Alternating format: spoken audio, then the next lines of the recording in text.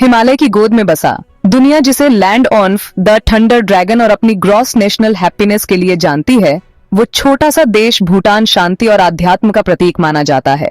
लेकिन इस शांत तस्वीर के पीछे एक जबरदस्त भू राजनीतिक तनाव और एक हाई स्टेक्स गेम छिपा है। आखिर क्या वजह है कि ये छोटा सा राज्य दो एशियाई दिग्गजों भारत और चीन के बीच एक रणनीतिक शतरंज की बिसात बन गया है? क्यों चीन, जो दुनिया की सबसे बड़ी ताकतों में से एक है, बार बार भूटान की जमीन पर नजरें गड़ाए हुए हैं और डोकलाम जैसे इलाकों में लगातार अतिक्रमण कर रहा है? और क्यों भारत भूटान की संप्रभुता की रक्षा के लिए अपनी पूरी ताकत झोंक देता है? क्या यह सिर्फ एक दोस्ती या संधि का मामला है, या इसके पीछे भारत के अपने गहरे राष्ट्रीय सुरक्षा हित जुड़े हैं, खासकर अपने बेहद संवेदनशील सिलीगुड़ी कॉरिडोर यानी चिकन नेक को बचाने की चिंता? आज के इस विश्लेषण में हम इसी जटिल कहानी की परतों को खोलेंगे और समझेंगे इस हिमालयी क्षेत्र में चल रही इस जियोपॉलिटिकल गेम के असली मायने। भूटान एक संवैधानिक राजतंत्र है जहां जनता और राजा दोनों मिलकर शासन व्यवस्था चलाते हैं। ये देश अपने ग्रोस नेशनल हैप्पीनेस यानी सकल राष्ट्रीय खुशी के लिए जाना जाता है। भूटान की अर्थव्यवस्था जल विद्युत, पर्यटन और कृषि पर निर्भर है।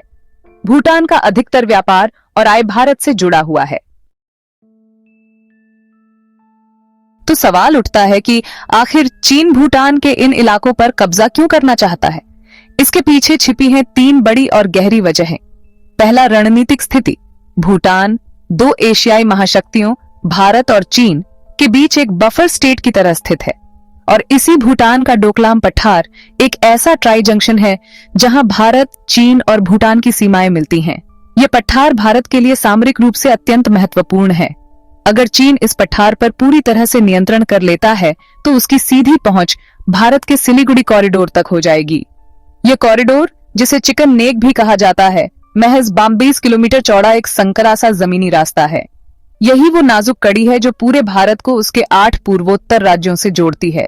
डोकलाम से चीनी सेना इस कॉरिडोर पर आसानी से नजर रख सकती है और किसी भी संघर्ष की स्थिति में इसे काटकर भारत के पूर्वोत्तर हिस्से को देश के बाकी हिस्सों से अलग करने की क्षमता हासिल कर सकती है। यह भारत की राष्ट्रीय सुरक्षा के लिए एक बहुत बड़ा और सीधा खतरा होगा। सीमा विवाद दूसरी वजह है। लंबे समय से चला आ रहा सीमा विवाद।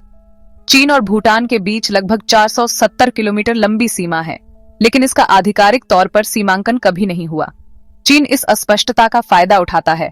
वो जानबूझकर भूटान के उत्तरी और पश्चिमी क्षेत्रों के कई हिस्सों पर अपना दावा करता है।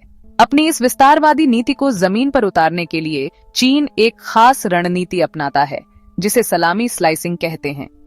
इसके तहत वो धीरे धीरे विवादित इलाकों में सड़कें, सैन्य चौकियां और यहां तक कि पूरे के पूरे गांव बसा देता है।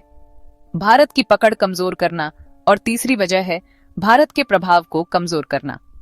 भूटान ऐतिहासिक और सांस्कृतिक रूप से भारत का एक बेहद करीबी और पारंपरिक सहयोगी रहा है।